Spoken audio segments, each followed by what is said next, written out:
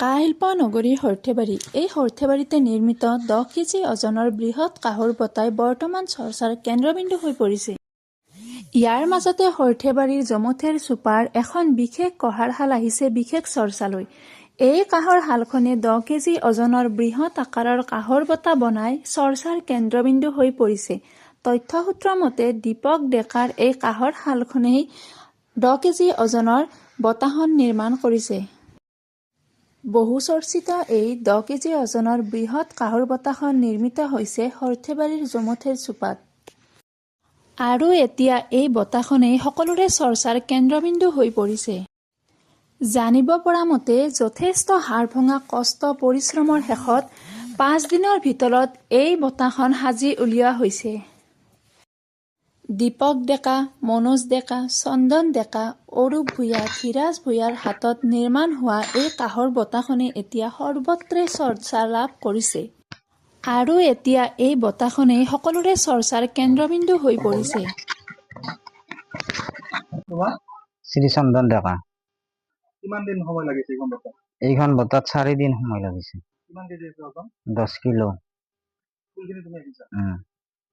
মই কিমান আঁকিছো। দিন লাগিছে? ফুলখিনিতে 4 দিন লাগছে। ফুলখিনি এনে টোটেল 5 দিন। ক'ত যাব বঁটাখন? এই বঁটাখন গুৱাহাটীত যাব।